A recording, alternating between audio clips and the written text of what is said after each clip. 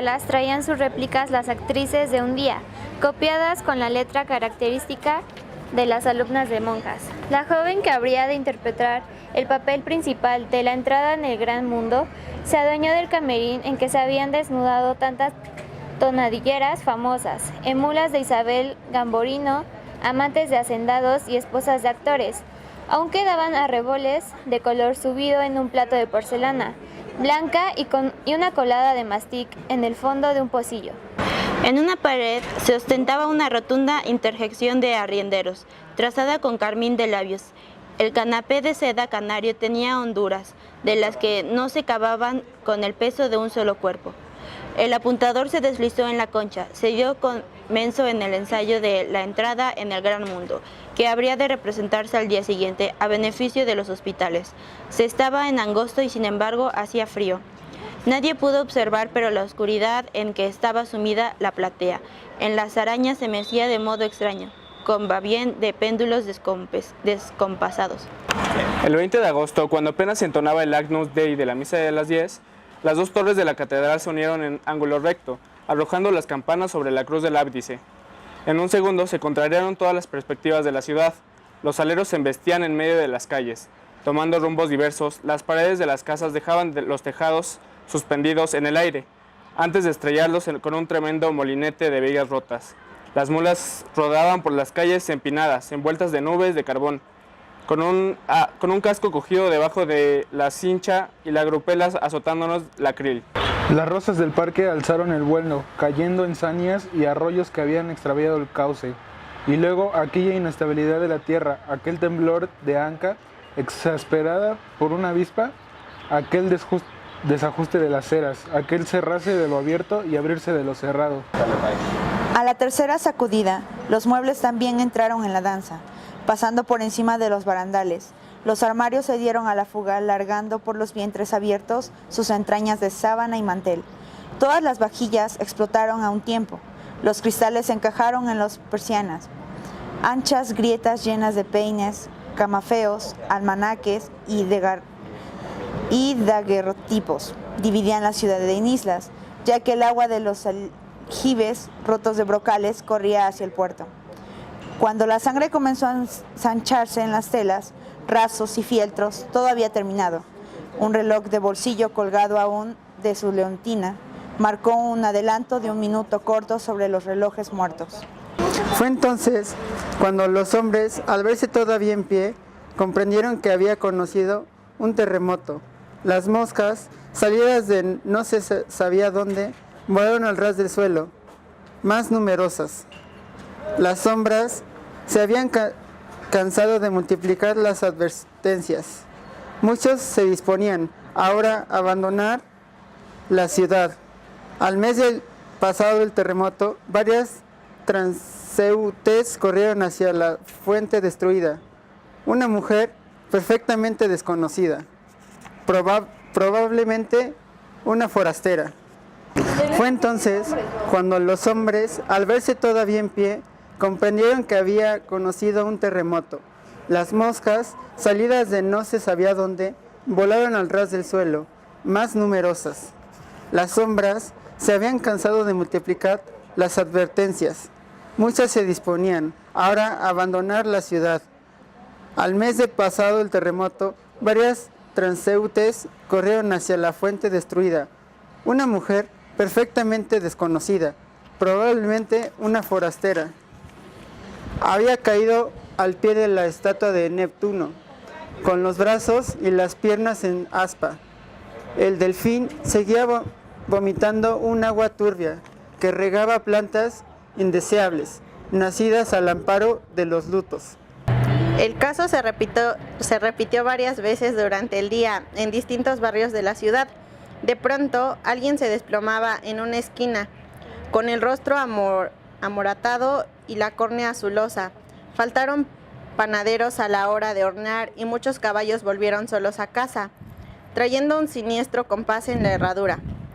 El baile anunciado se dio a pesar de todo. El regidor estimaba que no era oportuno añadir nuevas inquietudes a las muchas que ya habían ensombrecido el día. tratábase, además de reunir nuevamente a los intérpretes de la entrada en el gran mundo, para reorganizar la suspendida función a beneficio de los hospitales. Todo había comenzado muy bien, pero al bailarse la segunda contradanza, una pareja rodó sobre los mármoles del piso.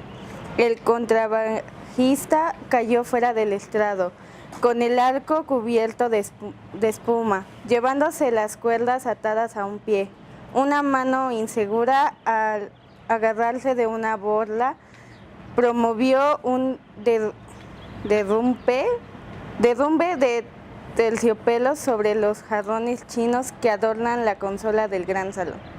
A pesar de que el director siguiera marcando el compás de la sombra, los músicos enfundaron sus instrumentos y, apagando las velas colocadas en el borde de los atriles, se escurrieron hacia las puertas de servicio, mientras los pomos de sales iban y venían por las escaleras de anchos barandales. Los invitados llamaban a sus cocheros con voces alteradas. Aquella noche fueron muchos los que abandonaron la ciudad para refugiarse en los cafetales más cercanos, pero el terciopelo de los asientos estaba lleno de un calor malo. En el cielo viajaba una luna verdosa, imprecisa, como desdibujada por un traje de hiedra. Pronto los intérpretes de la entrada en el gran mundo entraron, realmente en el gran mundo. Los hospitales se instalaban en medio de los parques y era frecuente que un agonizante se quejara de haber sido incomodado. Durante la noche, por el rápido crecimiento de un rosal, tras numerosos eran los cadáveres que, para llevarlos al cementerio de Santa Ana, se utilizó el carro de un baratillero canario. A su paso se hizo un hábito decir, en son de desafío: el cólera no había disminuido la sed de Panchón, y hete ahí que en vez de contrabajos comienza a llevar cadáveres en equilibrio sobre su cabeza. Por hábito buscaba la cuerda, sin hallar más que un borborigmo, pero las sombras de otros, atravesadas en lo alto, le preocupaban poco. Iban por el aire, dibujando escorzos nuevos al doblar de cada esquina. Sus pocos estudios le habían dotado del poder de descifrar ciertos letreros. Lo identificaba por el color de la tinta de imprenta o la disposición de los caracteres. Cuando se tropezaba con un cartel de la entrada del gran mundo, saludaba con el cadáver. Había sin duda una misteriosa pero segura relación entre esto y aquello. Panchón comenzó a sentirse menos tranquilo cuando la lechuza y Juana la ronca cayeron a su vez. Ese día cargó con los cuerpos, tratando de hacer más corto el camino, pero los girasoles que ahora levantaban las cabezas sobre las tapias del cementerio acabaron por hacerle pensar que su vida era hermosa. Poco a poco, una canción se fue ajustando a su paso. Ay, ay, ay, ¿quién me va a llorar? Ahí va, ahí va, ahí va la Lola, ahí va. A mediados de octubre, la Isidra Mineto, la Yuquita Burgos y todos los del escuadrón yacían revueltos en la fosa común. Eran menos sombras en las calles de Santiago. Una mañana todo cambió en la ciudad. Hubo juegos de niños en los patios. La Intrépida entró en el puerto con las velas abiertas. De los baúles salieron vestimentas blancas y el aire se hizo más ligero. Las campanas espantaron las últimas auras que aguardaban en las esquinas y los caracoles tornaron a cantar. El 20 de diciembre fue el Te Deum en la catedral. El organista estaba entregado a la improvisación cuando de pronto se volvió sobresaltado para la plaza. Ahí estaba la Lola, chirriando por todos los ejes. Panchón yacía detrás del cochero, con los pies hinchados, de bruces sobre un haz de espartillo. Poco a poco el gradual cambió de figura. Algunos advirtieron que los bajos no acompañaban cabalmente la frase litúrgica. En el juego de pedales se insinuaba, aunque en tiempo lento, el tema de ahí va, ahí va, ahí va, la Lola, ahí va. Pero el oficiante, que era un poco sordo, no reconoció la copla. Creyó que las manos del organista se habían confundido, enunciando los villancicos que ya debían de ensayarse, en vista de la proximidad de las Pascuas. El año cobraba un mal aspecto. Muy pocos se daban cuenta de ello, pero la ciudad no era la misma.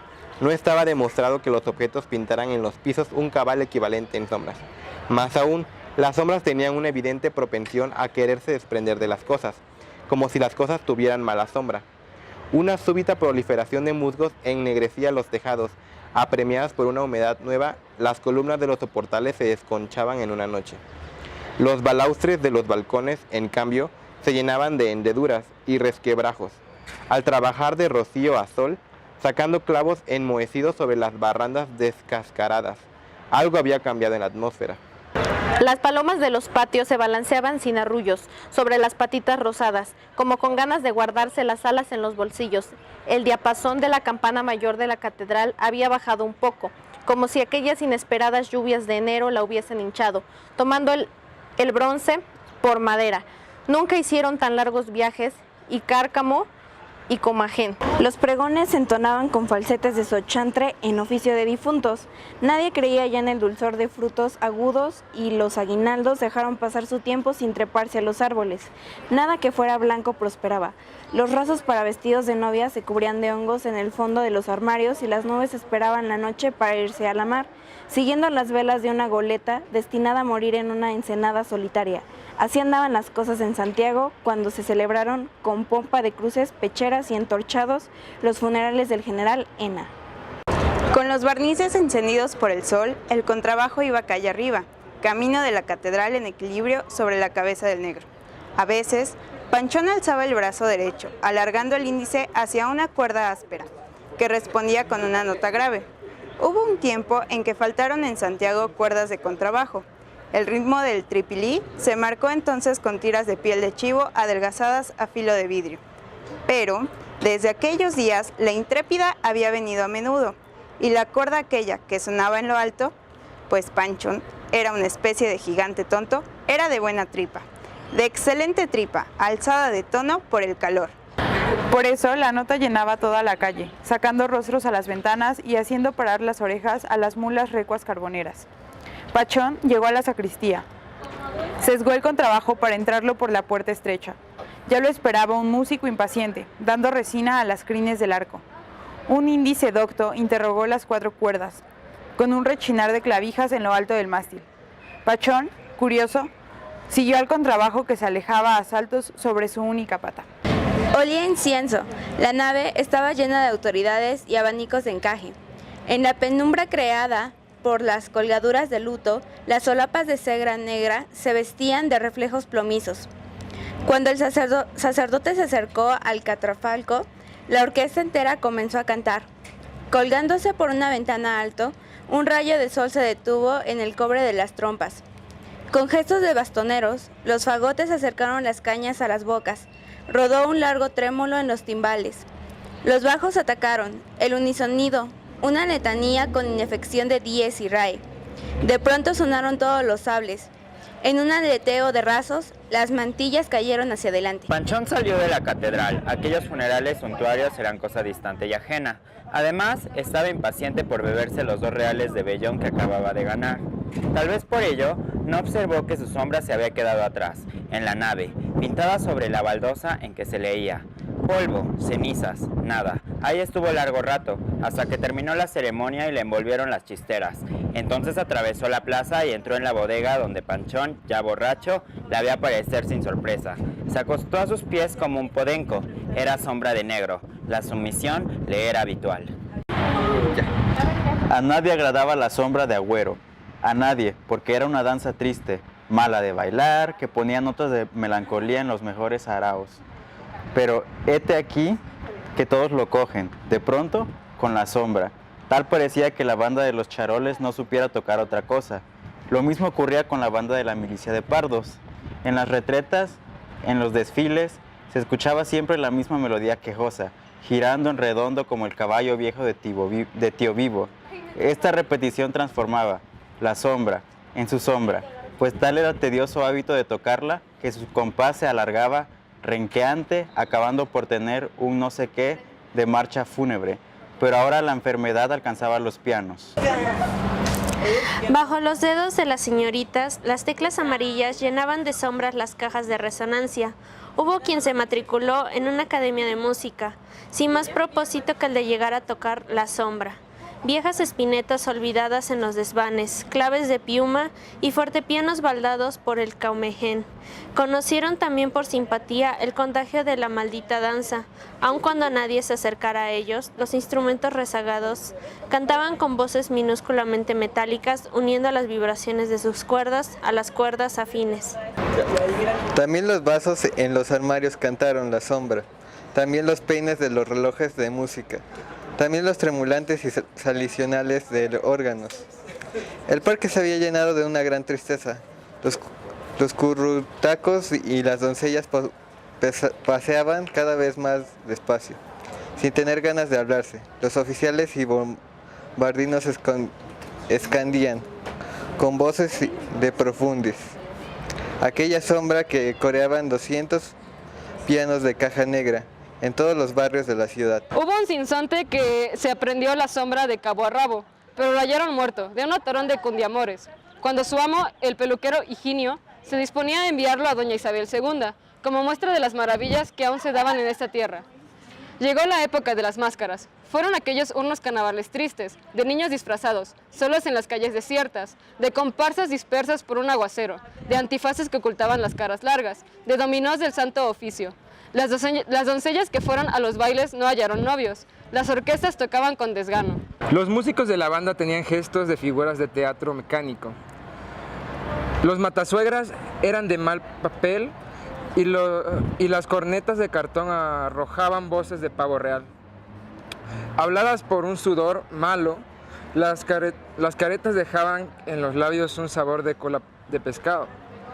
Los confetis no habían llegado a tiempo y, en las tiendas, las narices postizas se cansaban de esperar. Un niño, disfrazado de ángel, se halló tan feo al verse en un espejo que se echó a llorar. Así andaban las cosas, cuando el tal Burgos, que tocaba el redoblante en las orquestas, recorrió las calles del barrio de la Chácara, dando grandes voces para pedir a los vecinos que formaran un escuadrón.